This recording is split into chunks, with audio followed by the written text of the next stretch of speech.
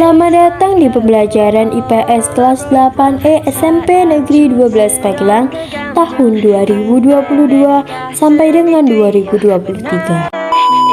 Ada pepatah mengatakan, tak kenal maka tak sayang. Sekarang kita kenalan dulu yuk. Halo, kami dari kelompok 6 yang beranggotakan Anissa Putri absen 3, Akistania absen 6, Marisa Cahya absen 13, dan saya sendiri Rizky Nazahwa absen 25.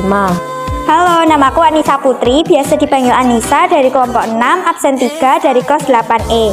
Halo, namaku Akistania Aula Putri, biasa dipanggil Akista. Saya dari kelompok 6, nomor absen 6 di kelas 8.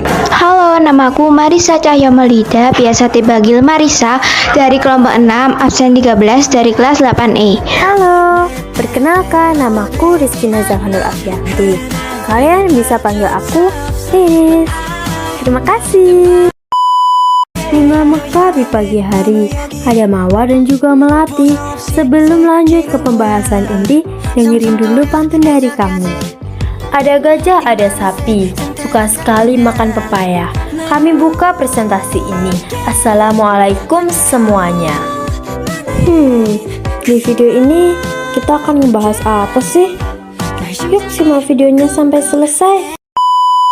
Pengaruh kerja paksa atau kerja rodi. Di sini kami akan membahas tentang pertama sejarah, kedua pengertian, ketiga kebijakan, keempat tujuan, dan yang kelima ataupun yang terakhir adalah dampak.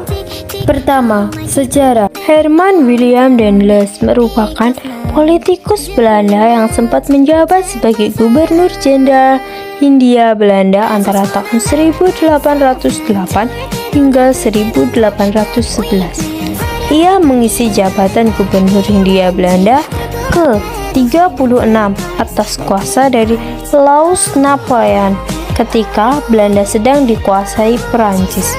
Tugas Herman Willem Daendels di Indonesia adalah mempertahankan Pulau Jawa dari ancaman ini. Kedua, pengertian. Apa sih kerja rodi itu?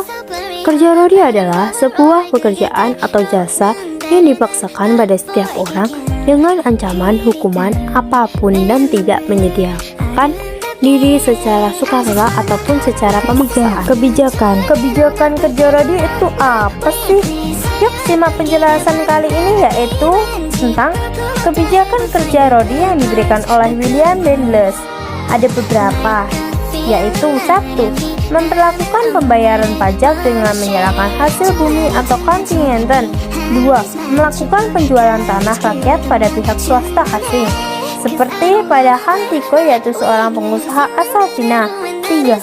Melarang penyewaan desa, kecuali digunakan untuk memproduksi garam, gula, serta sarang burung. 4. Setiap pegawai pemerintahan akan mendapatkan gaji tetap, tetapi pegawai pemerintahan dilarang untuk melakukan segala kegiatan perdagangan. 5. Mewajibkan rakyat Priangan untuk menanam kopi atau Pringerstelse. Keempat, tujuan. Tujuan dari kerja rodi ataupun kerja paksa. 1. Membangun infrastruktur demi menunjang pergerakan ekonomi maupun militer. 2. Membangun pabrik persenjataan yang berada di Surabaya dan Semarang.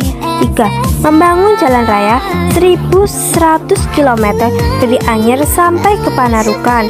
4. Membangun pangkalan armada yang berada di ujung kulon serta Anyer. 5. Membuat benteng pertahanan. 6. Membangun pelabuhan dan kapal perang demi kebutuhan militer. 7. Membangun pangkalan tentara dengan melatih rakyat pribumi. Di bawah ini adalah salah satu contoh peta pembangunan jalan Anyer sampai dengan Panarukan. Kelima, dampak. Dampak kebijakan yang diberikan oleh Willem Daendels. 1. Kebencian yang mendalam baik dari kalangan penguasa daerah maupun rakyat. 2. Munculnya tanah-tanah partikelir yang dikelola oleh pengusaha swasta. 3. Pertentangan atau perlawanan penguasa maupun rakyat. 4. Kemiskinan dan penderitaan yang berkepanjangan serta pencopotan Daendels. Dampak positif kebijakan kerja paksa bagi pribumi. 1. Infrastruktur banyak yang baru dan membuat kehidupan masyarakat Indonesia pada masa itu menjadi lebih maju. 2. Hasil infrastruktur pada masa itu masih bisa dinikmati oleh generasi saat ini sampai sekarang. 3. Mengetahui alat-alat teknologi.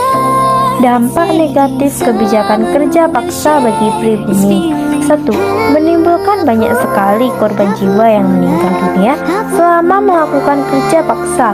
2. Para pekerja mendapatkan perilaku yang kasar dan di luar kemanusiaan. 3. Masyarakat mengalami kelumpuhan ekonomi karena Daendels mengubah sistem ekonomi menjadi ekonomi perang. Cukup sekian presentasi video dari kami. Mohon maaf jika ada kekurangan, karena kesempurnaan hanyalah milik Allah Subhanahu wa Ta'ala. Dan jangan lupa like dan share ya teman-teman. Terima kasih.